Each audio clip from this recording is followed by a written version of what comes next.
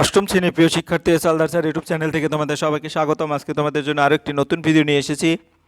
ইংরাজি মডেল প্রশ্ন সেট 1 সেরা প্রস্তুতি প্রথম পর্যায়ক্রমিক মূল্যায়ন 2026 জন্য 1 নম্বর সেট 30 মার্কের একটি স্কুলের প্রশ্ন বিশ্লেষণ সহ সম্পূর্ণ সমাধান দেখাবো। আসলে ইংরাজি বিষয় হচ্ছে যে যত বেশি প্র্যাকটিস করবে তার বোঝার ক্ষমতা যেরকম বাড়বে, তার পরীক্ষায় অ্যান্সার করার এবিলিটিও তার বাড়বে। কাজেই প্রথম থেকে একাধিক যদি তোমরা এরকম স্যাম্পল প্রশ্ন বা মডেল প্রশ্ন তোমরা সলভ করো, তাহলে আশা করি তোমাদের ইংরেজির জড়তা সেটা কেটে যাবে। আর আমি এখানে অনেক ইংরেজি পড়তে অসুবিধা হয় বা অর্থ জানতে অসুবিধা হয়, এ কারণে আমি একবার পূর্ণাঙ্গ প্রতিটা স্টেপেই বাংলার সাথে মিলিয়ে বুঝিয়ে দিচ্ছি, যাতে যে কেউ যারা ইংরেজিতে খুব দুর্বল তারাও কিন্তু এই ভিডিও দেখে অনেক উপকৃত হবে। কাজে তোমরা যারা এখনও আমার চ্যানেলটিকে সাবস্ক্রাইব করোনি তারা এখনই চ্যানেলটিকে সাবস্ক্রাইব করে বেল আইকনটি প্রেস করে দাও এরকম আরও অনেক ভিডিও পাওয়ার জন্য। তো এখানে দেখতে পাচ্ছ ক্লাস 8-এর একটা প্রশ্ন আছে তোমার এখানে। এই 8-এর প্রশ্নটি টোটাল হচ্ছে তোমার হলো 30 মার্কের একটা প্রশ্ন। হ্যাঁ, এখানে 30 মার্কের যে প্রশ্নটি, আমরা সেই প্রশ্নটি ডিটেলস তোমাদের দেখাবো। তাহলে প্রথমেই দেখো, read the passage carefully and answer the question given below. এই প্যাসেজের আলোকে তোমাদের এ, বি এবং সি অ্যান্সার করতে হবে প্যাসেজ দেখে দেখে। তারপর 2 নম্বরে বলছে যেটা একটা কবিতা দেওয়া আছে, সেই কবিতা থেকে এর সামারি বুঝে সেখান থেকে প্রশ্নের উত্তরগুলি লিখতে হবে। এবং 3 নম্বরে হচ্ছে তোমার এখানে কালেক্ট মানে গ্রামার, 3, 4, 5, 6 এগুলি গ্রামার। এবং 7 নম্বরে হচ্ছে রাইটিং স্কিল। এই টোটাল যে সম্পূর্ণটা মিলেই তোমাদের প্রশ্ন। আমি সরাসরি চলে যাচ্ছি 1 নম্বর প্রশ্ন, reading skill. Since you put me on your head like a hat to keep me safe. অর্থাৎ আমরা যে প্যাসেজটা দেখবো, তাহলে এই প্যাসেজের যদি আমরা একটু বাংলা মানে দেখি, সিন্স, হ্যাঁ, যেহেতু আর কি, তুমি আমাকে নিরাপদে রাখার জন্য টুপির মতো তোমার মাথার উপর বসিয়েছিলে, তাই হ্যাঁ তার বদলে আমি তোমাকে ভিন্ন ধরনের টুপি উপহার দেব, যে টুপি নাবিকরা সবচেয়ে বেশি চায়। Return the kind sailor most desire, পছন্দের। এরপরে a cap full of wind, এটি হবে বাতাসে ভরা একটি টুপি। তারপর but there once warning no human heart will ever be able to take it off, তবে এটি একটি সতর্ক আছে যে কোনো মানুষের হাতে এই টুপিটি কখনো খুলতে পারবে না। Then with a blink the fairy man disappeared leaving a strip cap behind. এই কথা বললেই চোখের পলকে পড়ি মানুষটিকে অদৃশ্য হয়ে গেল এবং পিছনে একটি ডোরাকাটা টুপি রেখে গেল।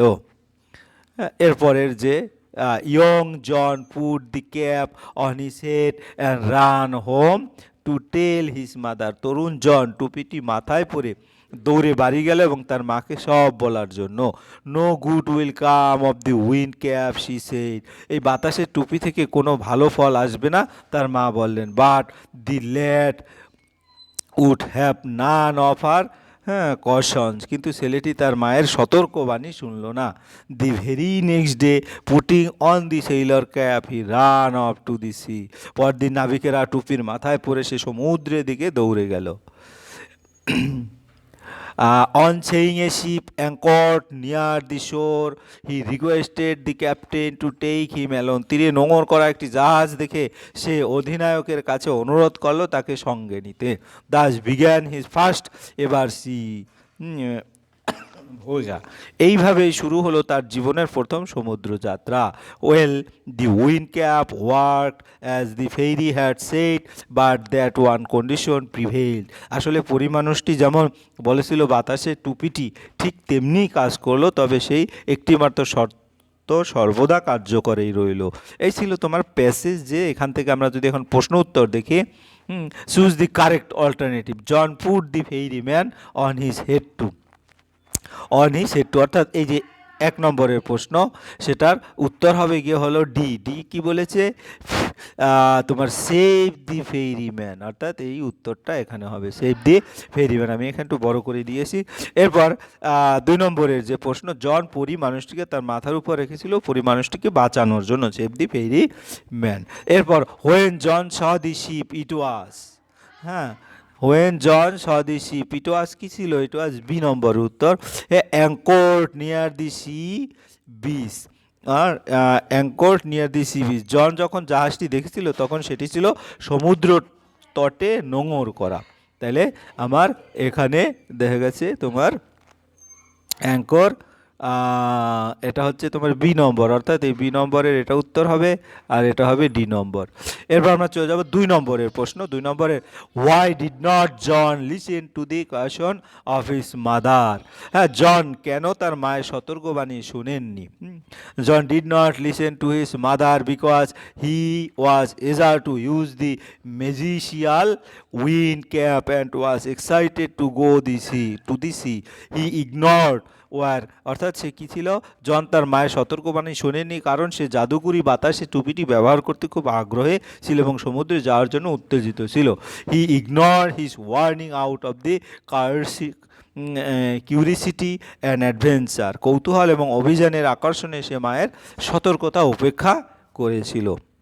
এরপরে আমরা চলে যাব সি নম্বরের প্রশ্ন, find the synonyms from the passage. তোমরা বাংলায়ও যেটা পড়েছো, যেমন কাইন্ডের সিনোনিম, টাইপের সিনোনিম এই প্যাসেজ থেকে নিতে হবে, এবং পেরিস্টেট এর সিনোনিম এই প্যাসেজ থেকে নিতে হবে। তাহলে প্রথম যেটা যদি বলি, সিনোনিম মানে সমার্থক শব্দ। টাইপ, টাইপ অর্থ প্রকার বা ধরন, কাইন্ড অর্থ প্রকার বা ধরন। তাহলে এখানে তোমার এই প্যাসেজের মধ্যে সেই কাইন্ডটি আছে, তোমরা ভালো করে খুঁজে নিলেই দেখা গেছে এখান থেকে দেখতে পাবে।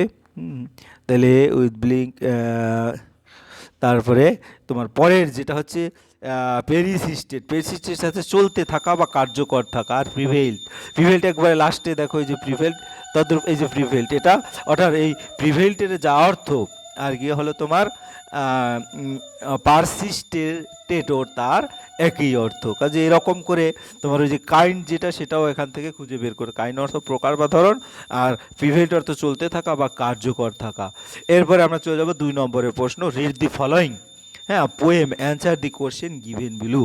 এখানে একটা পোয়েম আছে, সেই পোয়েমটা ভালো করে পড়ে তারপরে এখানে যে উত্তর আছে 1, 2, 3, সেই উত্তরগুলি তোমাদের দিতে হবে। এর মধ্যে 1 নম্বরে 1 মার্ক, কিন্তু 2 নম্বরে 2 মার্কের প্রশ্ন। যাই হোক, আমরা সরাসরি কবিতাটায় কি বলছে সেটা দেখে আসি। When the warm sun that brings, যখন উষ্ণ সূর্য আবার ফিরে আসে। Seed time and harvest has return again, যে সূর্য বপনের সময় ও ফসল কাটার সময় নিয়ে আসে।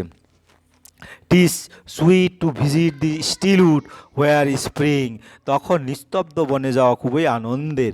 দি first flower of the plane, যেখানে মাঠের প্রথম ফুল ফুটে ওঠে। I love the season well, আমি এই ঋতুটিকে খুব ভালোবাসি।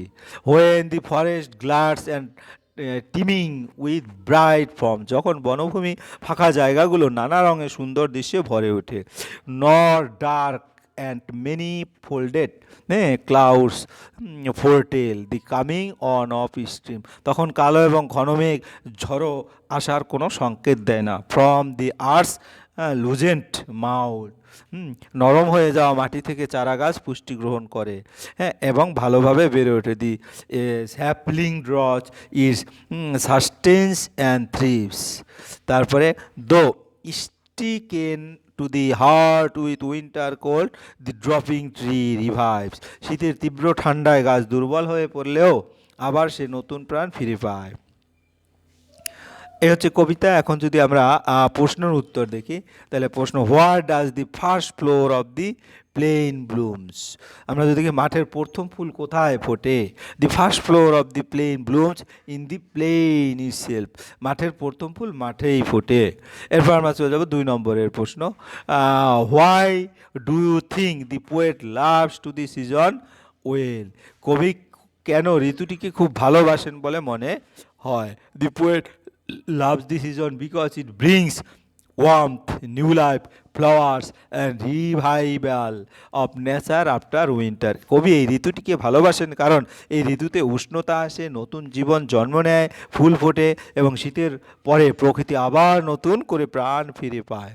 এরপর আমরা 3 নম্বর প্রশ্ন দেখবো। 3 নম্বর যে এই প্রশ্নটা, হোয়াট ডাজ আর্থ লুজেন মাউল্ট মিন? ইট মিন, এটার অর্থ কি? মানে আর্থ লুজেন মাউল্ট বলতে কি বোঝায়? এর অর্থ it means soften soil of the earth, এর অর্থ হলো পৃথিবীর নরম হয়ে যাওয়া মাটি।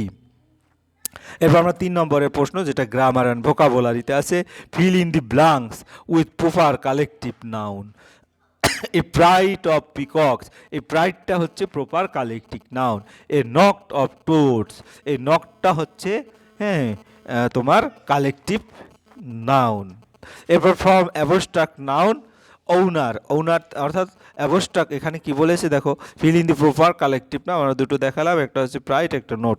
আর from abstract noun, from the form abstract noun, abstract noun form করতে বলছে ফ্রম দি ফলোয়িং ওয়ার্ড, এই ওয়ার্ড থেকে। তাই ওনার, ওনার থেকে অ্যাবস্ট্রাক্ট নাউন যদি গঠন করি তাহলে ওনারশিপ, এভাবে লিখবে।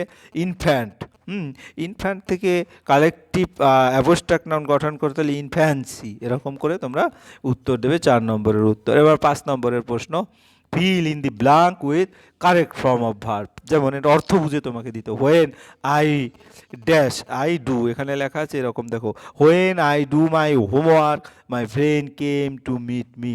হ্যাঁ, তাহলে এটা কিন্তু প্রেজেন্ট কন্টিনিউয়াস টেন্সের যে চলতেছিল এরকম, when I was doing my homework my friend came to meet, এই কারণে শুধু ডু বা ডিড অথবা ডান এরকম হবে না, আই ওয়াজ ডুইং এরকম হবে।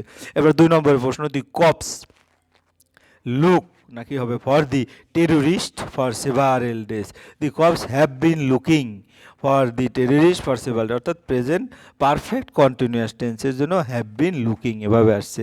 তারপরে he read the story last night, read অর্থাৎ তার normal past indefinite tense, he read the story last night, সে গল্পটি পড়েছিল গত রাতে। তারপরে Aditi, Aditi finish her homework before she went to sleep. হ্যাঁ, এখানে দেখো একই সাথে দুটো ঘটনার মধ্যে যেটা কি হবে, had finished, present past perfect tense.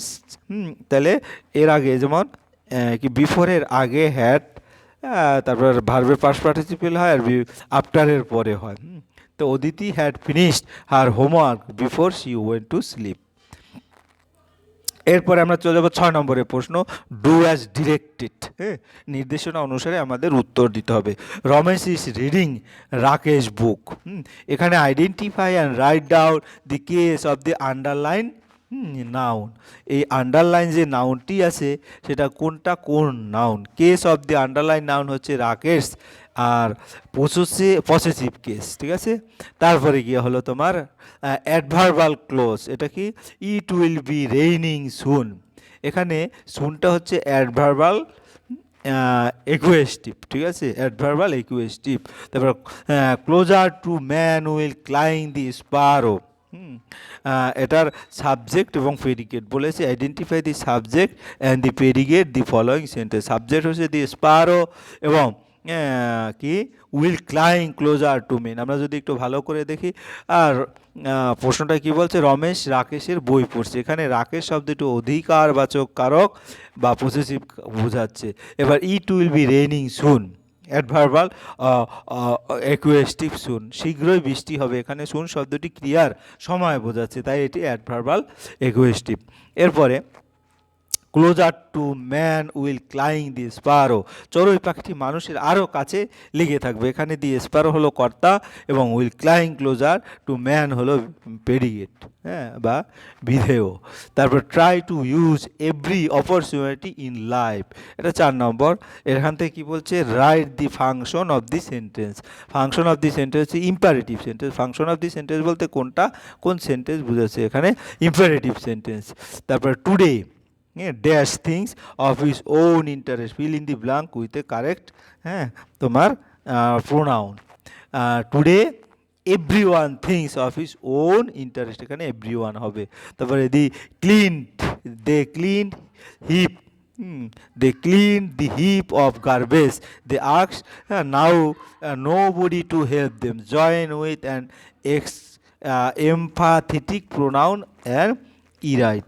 আমরা যদি উত্তরটা আবার দেখি, প্রথমে জীবনে প্রতিটি সুযোগ, try to every opportunity in life, জীবনে প্রতিটি সুযোগ কাজে লাগানোর চেষ্টা করো। ফাংশন হবে কি, এটি একটি আদেশ সূচক বাক্য, এটাই ফাংশন। টুডে ড্যাশ, তাহলে এটা কি এভরি ওয়ান, অর্থাৎ আজকাল সবাই নিজেদের স্বার্থের কথাই ভাবে। Today every one things of his own interest, এখানে এভরি ওয়ান এভাবে হয়েছে।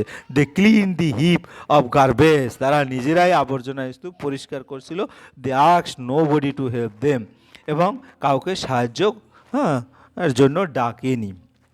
তাহলে আশা করি বুঝতে পেরেছো, এখানে অ্যান্ড দ্বারা যুক্ত করা হয়েছে। They clean the they themselves clean the heap of garbage and asked, এভাবে উত্তরটা দিতে হবে। এবার রাইটিং স্কিল যদি দেখি, এখানে write a paragraph with 120 words about the necessity of A travelling in our life. এখানে হিন্স দেওয়া আছে, gives relaxation, introduces student two new culture, language, environment, food habits, etc.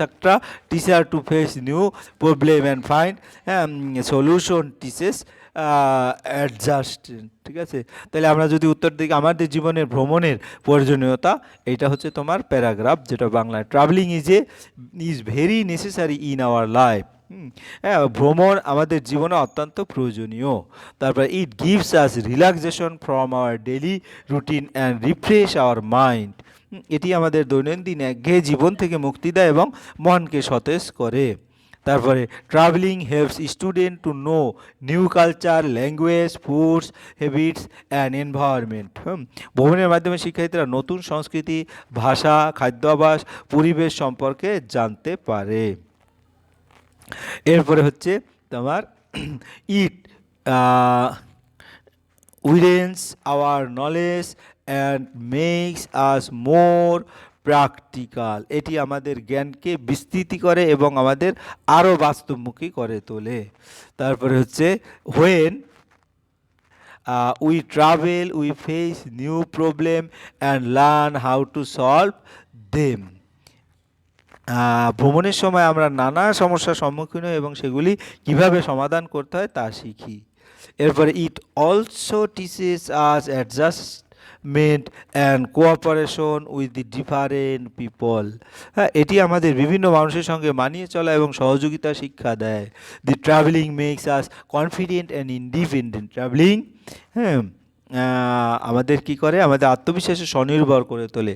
হ্যাঁ, thus travelling plays an important role in shaping our character and broadening our outlook on life. হ্যাঁ, তাই বলা যায় যে ভ্রমণ আমাদের তোমার তাই ভ্রমণ আমাদের চরিত্র গঠনে, জীবন সম্পর্কে আমাদের দৃষ্টিভঙ্গি প্রসারিত করতে গুরুত্বপূর্ণ ভূমিকা পালন করে। এই ছিল টোটাল সামগ্রিক যে প্রশ্ন, এটা কিন্তু ক্লাস 8ম শ্রেণী একটা পূর্ণাঙ্গ ফার্স্ট ইউনিট টেস্টের 30 মার্কের প্রশ্ন। আশা করি এরকম প্যাটার্নে আরও বেশ কিছু প্রশ্ন যখন তোমরা সলভ করবে এবং মেইন বইটা ভালো করে পড়ার পরে, কিন্তু ইংরেজি প্রশ্নগুলো কিন্তু এরকম, প্রতিটা প্রশ্ন থেকেই তোমার অনেক শিক্ষার আছে। পরিশেষে বলবো, ভিডিওটি যদি স্কিপ না করে পুরোপুরি দেখো তাহলে সম্পূর্ণ জ্ঞানই এখানে উপলব্ধি করতে পারবে। ভিডিওটি দেখার জন্য অসংখ্য ধন্যবাদ। ভিডিওটি ভালো লাগলে লাইক, কমেন্ট, শেয়ার করতে ভুলবে না। আজ এই পর্যন্তই, ধন্যবাদ সবাইকে।